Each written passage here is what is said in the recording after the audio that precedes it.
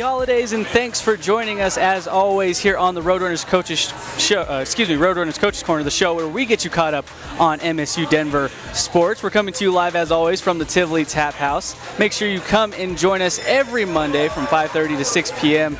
Enjoy the food, the atmosphere, and the great drinks. And just so you know, 'tis the season for holiday parties, so schedule your next shindig right here at the Tap House. You'll get a 20% discount on food and beverage if you hold your party right here in this fantastic venue. I'm Stephen Priest, and we hope you love some basketball because today's edition is all hoops, as we'll chat with head coach Derrick Clark from your men's basketball squad.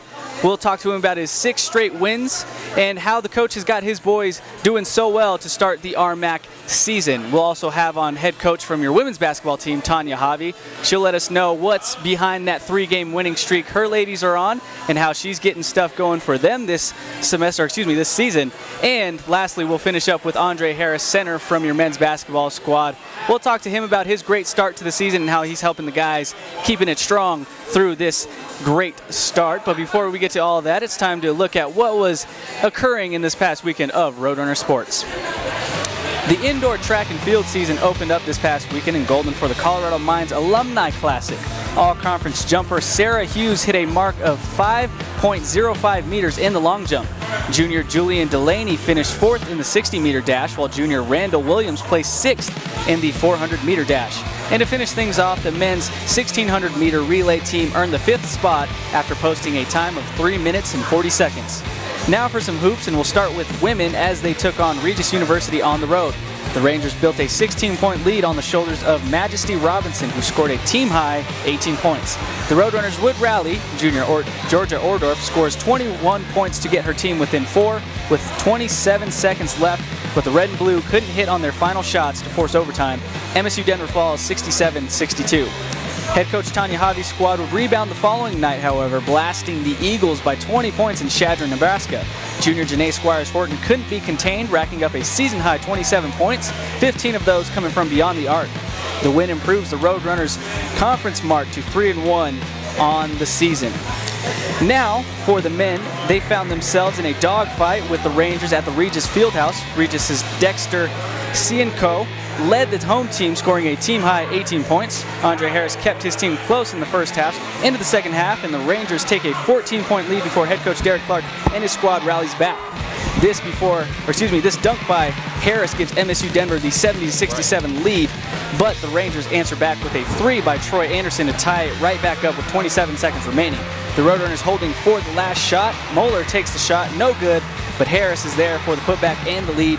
Final chance for Regis. It doesn't fall, and MSU Denver sneaks away with a 2-point victory. Men's basketball would keep the good times rolling the following night, defeating Chadron State 71-62. Cameron Williams led all Roadrunners with 21 points. The win keeps their RMAC record perfect at 4-0. So now we bring in the mastermind of those 4-0 Roadrunners, head coach Derrick Clark. Coach, congrats on a 2-0 weekend. How are you doing this evening? You know, I'm good. We're just on to the next. We're starting to get ready for mines. You don't have too much time to hang on the wins or losses in this conference. So, you know, we try and just get to the next thing. But we had a good weekend. Now let's get into those games a little bit. We'll start with the Regis game Friday night. They came out pretty hot, scoring 41 in that first half on 50% shooting. What was Regis doing offensively that kind of had them going off to a good start? Well, I think it was more about us. I mean, they played with greater energy than we did, and that's always a concern for me, you know, because that's effort stuff you control. Right. You know, for example, they were getting the loose balls, like 50-50 balls that were on the floor. They were quicker to the ball, you know. They attacked our press, and they didn't, you know, normally a lot of teams will, when they beat the front line of our press, they'll pull it out and run their offense. But they attacked the press, and we just weren't quite quick enough to get back and recover. And, you know, but I thought a lot of it had to do with effort. Now, you mentioned that they were a little bit quicker to the ball. 10 turnovers in that first half. It's a little bit high for the squad.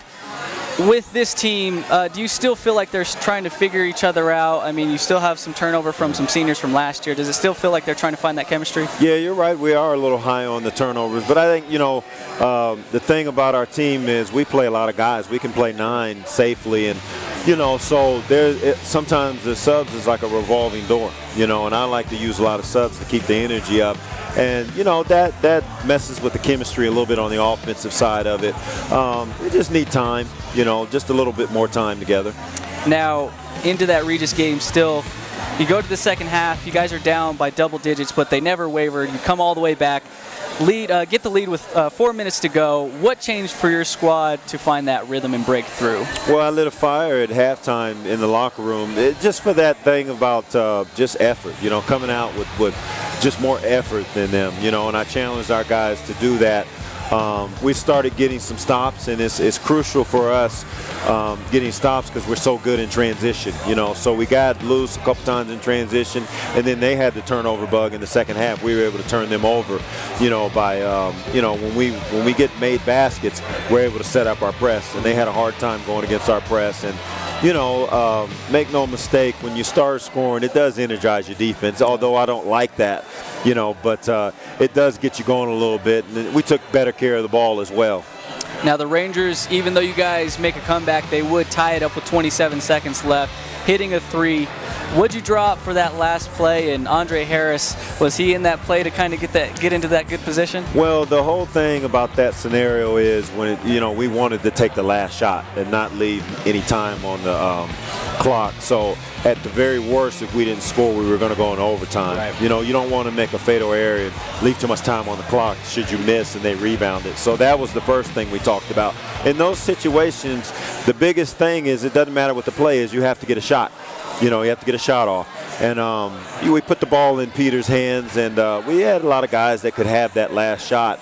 They ran and doubled at the last minute, you know, with Peter, and he got a tough shot off. But by them doubling, there's one less guy that blocks out. Right. And, you know, Andre got great position, and he made a heck of a play to tip that ball in. Now, we'll talk with Andre a little bit later on in the show. Last season, he was a little bit prone to fouling out, and we talked to him about it, and he mentioned, you know, I got to stop fouling so much, but he hasn't done so in this past 5 games. It also seems like he's gotten better at the free throw line as well. Yeah. Talk about his progress as a player. I tell you what, you know, I've said this before to people. He starts off slow. You know, last year he had a slow start. But he's a force in there, so we want him on the floor as many minutes as we can. He's been smarter about not taking so many chances on fouls. You know, his fouls come when he misses a layup and he tries to make up for it with hustle, and he makes, you know, those kind of mental errors. He's been much smarter about that. Our team's different when he's on the floor. He's such a force down in there, whether it's rebounding, you know, whether it's finishing around the rim defensively. You see that he gets a lot of blocks. You know, it's invaluable to have him on the floor just because of his presence. And you're right, he is starting to make a march from the free throw line as well, because he gets fouled a lot because he's down in there in the land of all the contact, you know. So, you know, he was 4 for 6 last game from the free throw line, which is a marked improvement.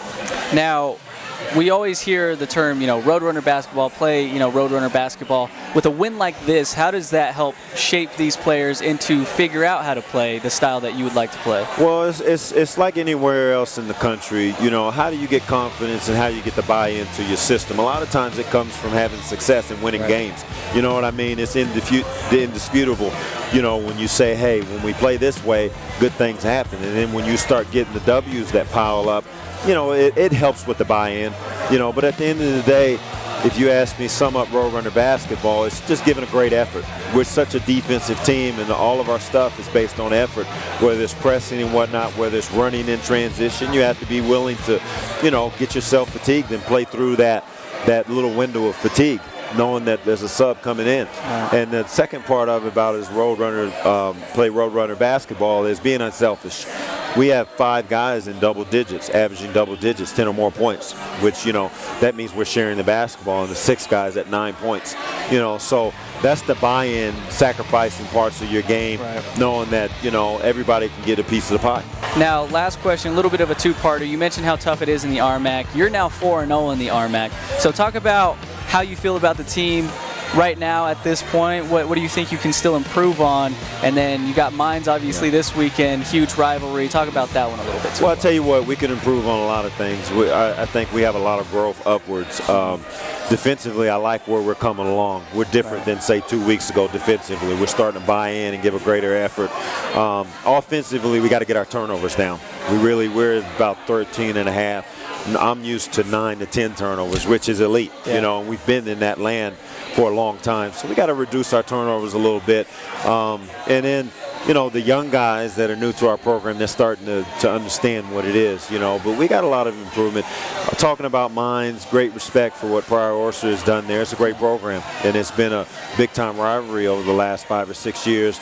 We expect them to come in and give their best effort. But a lot of times it's about us, how we prepare tomorrow in practice. The build-up is what you do in practice. So, we're just going to continue to do the things we do. Well, it'll be a huge game. Comcast, I believe, will be there to broadcast the game. So best of luck in that one, Coach, and congrats on a 2-0 weekend to increase that good record of yours. Well, thank you so much, and happy holidays to everybody out there. You too as well, Coach.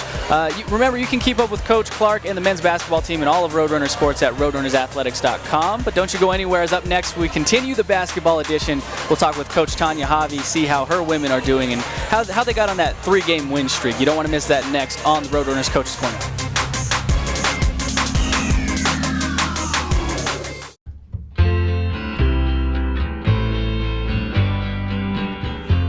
I pledge. I pledge. I pledge. To identify situations in which sexual assault may occur. To recognize that non-consensual sex is sexual assault. I pledge. I pledge. To create an environment in which sexual assault is unacceptable and survivors are supported. To intervene in situations where consent has not or cannot be given.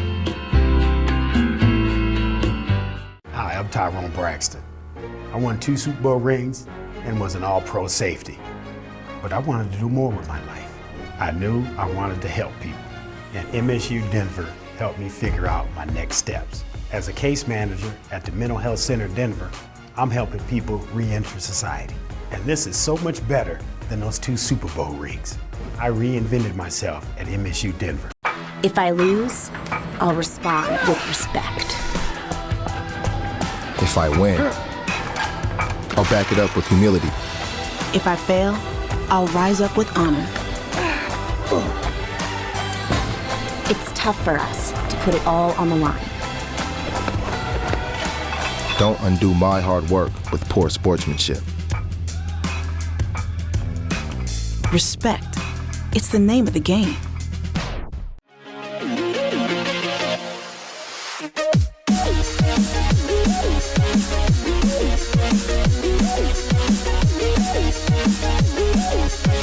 Met Radio on mymetmedia.com.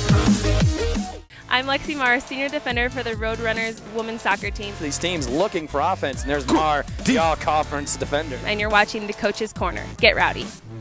I'm Anthony Grant, Director of Athletics at MSU Denver.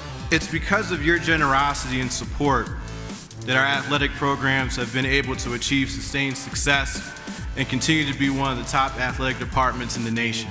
And you're watching the Coaches Corner. Get rowdy. Welcome back to the Coach's Corner. We're still here live at the Tivoli Tap House. And just a reminder, make sure you come out on Tuesdays for Brown Bag Tuesdays, where the Tap House will be offering surprise brown bags of beer for only $3. So be sure to check that out here at the Tivoli Tap House. Stephen Priest back with you here. Now I'm joined by head coach Tanya Haave of the women's basketball team. How are you doing tonight, Coach? I'm great. How are you? I'm doing well. Thanks for stopping by. It's always great to have you and Coach Clark on the show. It's always great to be here. Well, we enjoy it. You're coming to tonight, or excuse me, you had lifting today, right? No practice today. Yes, no practice today. How'd the ladies look coming off of that weekend? Pretty good. They were in good spirits. I think they're ready for finals to be over. We're in finals this week, so I know a few of them got a couple done, and every day a few more of them will be done for the semester. So I think we'll clearly all be done by Thursday, but we're hoping that I think most of them are done by Wednesday. But they were in very good spirits today. Now let's talk a little bit about this past weekend's game. First, you had Regis on Friday. Bit of a slow start for the squad. The Rangers outscored you 22-9 in that first quarter. You're being nice, a bit of a slow start. Did that play a factor in how the rest of the game was played? Absolutely. I was really, you never know why that slow starts, but it seemed to get away from us pretty quickly there. It was like 10-7 with 4 minutes left in the first quarter. I'm like, okay, we'll just get into it, and we just never really got into it. And then it's 22-9, so it was, it was really, I think it was really hard to come back from. It was a really, that was the ball game. The rest of the quarters were even, and then we won that fourth quarter because we had to, desperation setting in. But I think if we play a little bit better in that first quarter, it's a different story. I mean, love how we fought back and made it a game, and we had a chance at the end. We just couldn't make enough plays. Right. Now, Bree Wellington, the freshman, she played a huge part in keeping that within striking distance for you guys. Had 15 total, 9 in that first half. Talk about her performance a little bit, and you mentioned her prior to the season starting. Talk to those who maybe didn't get to see that about where you found her. Well, I had a tip from someone who had seen her at a showcase last fall, and I kind of did a little research online, and I went out to see her play. I watched her practice. We brought her out, and just was really impressed with her athleticism, and her skill was good, but you still needed some improvement, but the athleticism, and had a great attitude, and really was excited about Metro State. So it was really it's been a really great fit. So very fortunate to have her, and she's getting some, as the only freshman, she's also getting some really valuable minutes. And when I think about from the beginning of the season to now, how much she's improved. I mean, so she's improving every week with her skills because she's just so coachable. Now, a tough loss, but the team did rebound the next night going up against Chadron State. You win by 20 on the road. Janae Squires-Horton, she had a huge game for you guys. Season high 27 points, 9 of 17 from the field, 5 of 11 from three-point range. Talk about her performance and just what your team was able to do after a tough loss the night before. Well, we talked a lot about that. Yeah, we needed to rebound, but then we needed to make sure that we played 4 quarters, be ready to play, and play. I don't feel like in that first quarter or a lot of the game at Regis, we didn't play as a team either. And I felt like we were going to really need to play together and play a little smarter, and then play hard. We didn't play particularly hard either that first quarter for whatever reason. So that was the emphasis. And particularly Janae Squires, have been talking to her in the last few weeks. She's such a perfectionist that she wants to do so well, so badly. Sometimes she forces things and doesn't let things come to her, let the game come to her. So she let that game come to her really in the second half. Things opened up a little bit. Sometimes it takes until the second half. You just got to be patient, run the offense, take the shots as you come. And it's a fine line between forcing things and letting the game come to you. Right. And we found her, and she got shots and was hitting shots, and it was just really nice to see, and I'm sure she loved it. I told her, I said, that's the way you let the game come to you. Right. And so it was great for her, but also great for our team in that, we talked about playing smart and playing together. So we had 17 assists and only 5 turnovers. Mm-hmm. So I hope that we can have that all the time. If we can have that kind of 17 to 20 assists and only 5 turnovers, it's going to be hard with the way we defend. Right. Hard. It will be in every ball game, and we're going to be able to beat a lot of people. Well, yeah, you mentioned the 5 turnovers. Not only was Janae's offense clicking, but the offense as a whole is clicking.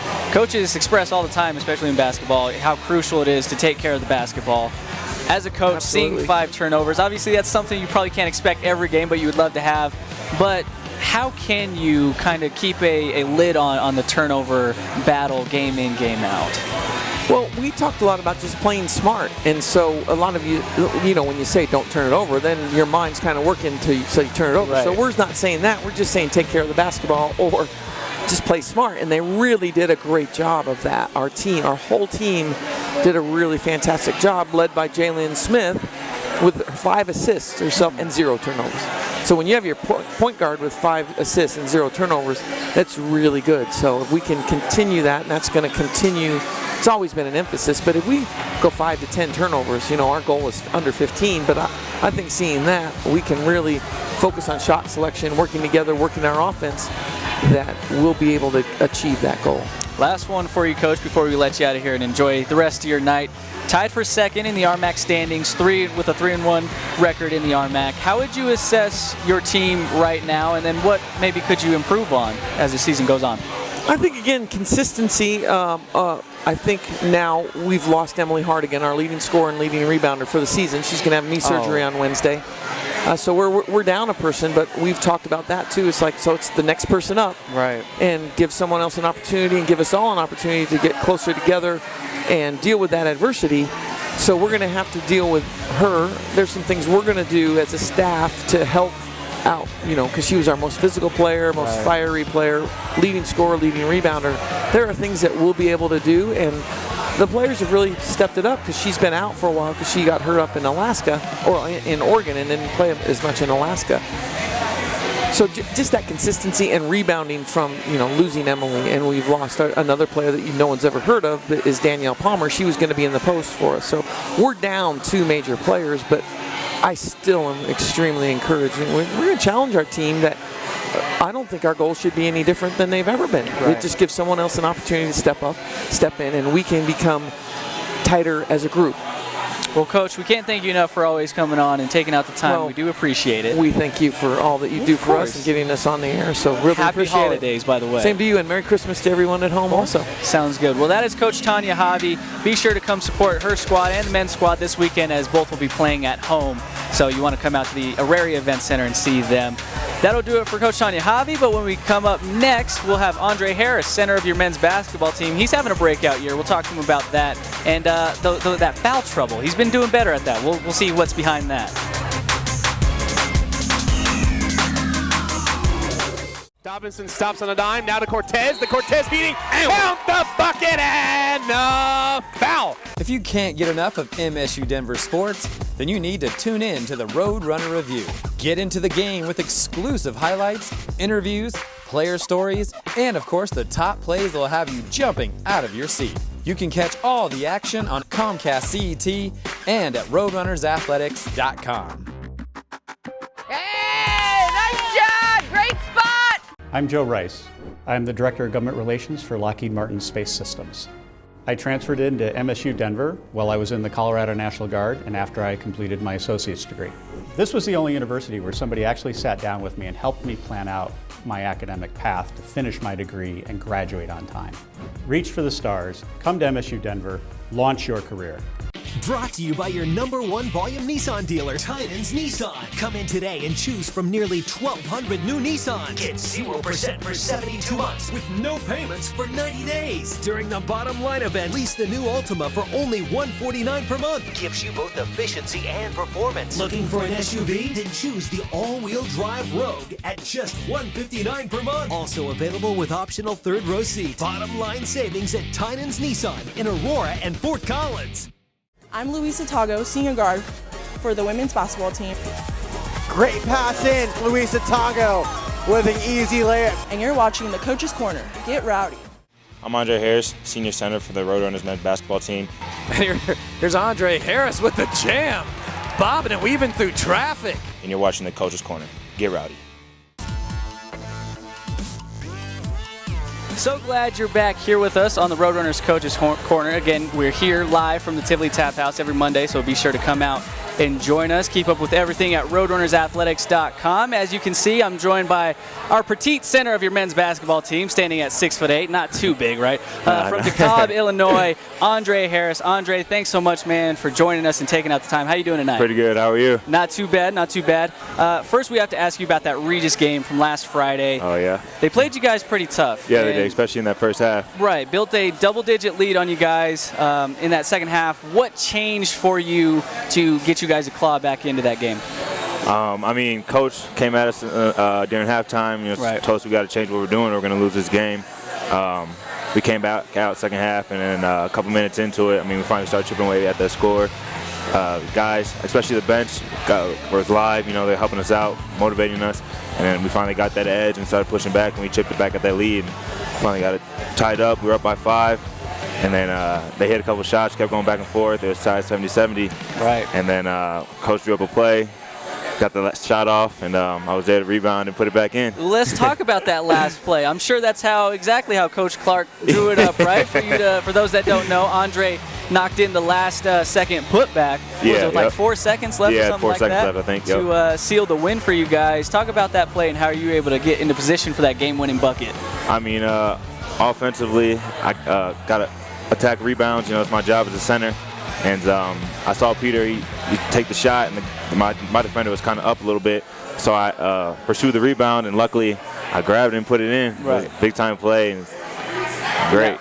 we know this team is still learning kind of how to play with one another. We talked to Coach Clark. He said there's still some chemistry that's still trying to be worked out with you guys. How does a win from a player standpoint like that help you guys in building that chemistry? It just really helps us motivate to want to be better and just keep building that chemistry because we can see what we do as a team when we're at our full potential like that.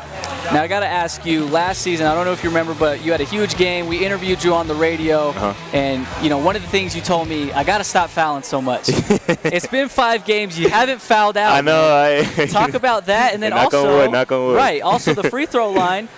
You've been doing better at the free throw line as well. Talk about how you've progressed as a player. I mean, me and Coach talk about it. Me and the players talk about it. I mean, for us to be successful, I'm going to have to be on the floor. Right. So I got to stay out of foul trouble and stop getting those dumb fouls.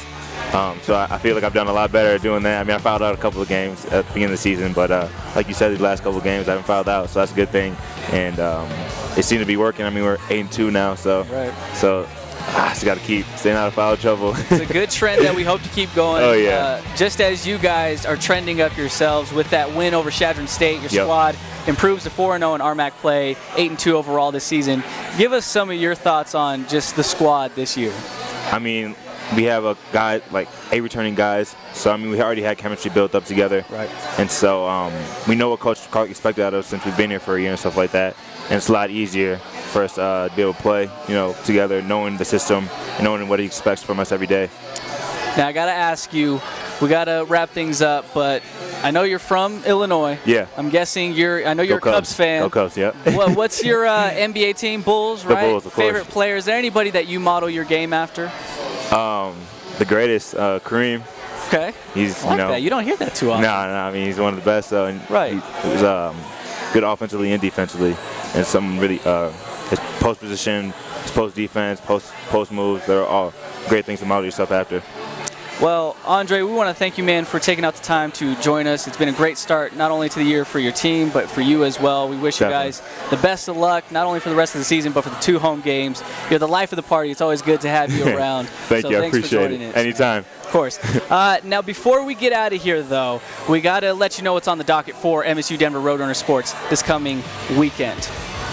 Come on out to the monthly Roadrunner Luncheon that will take place in the Tivoli Student Union. You can come and have lunch with the head coaches and find out how their seasons are going. The luncheon will kick off at noon. Both the men and women's basketball teams are at home this weekend. The men's team will take on a bitter rival in Colorado Mines on Friday at 7 p.m. Big game. Then we'll take on 3-1 Colorado Christian the following night. The women will also take on the Ore Diggers on Friday. That game will tip off at 5 p.m. Then it's the Cougars who come into the Auraria Event Center to try and take down our Roadrunners. So come on out and support the Red and Blue as they look to continue their great play heading into the Christmas break. And as always, keep up with everything Metro State Sports at RoadrunnersAthletics.com. For myself, Eric Lansing, Coach Clark, Coach Haave, Andre Harris, we also want to say before we go, we learned that Emily Hardigan is done for the season. Best of wishes to her. Definitely. Speedy recovery. We hope to see her back next year. But we want to thank you. I'm Stephen Priest. Happy holidays, and we'll see you down the road on the Roadrunners Coaches Corner.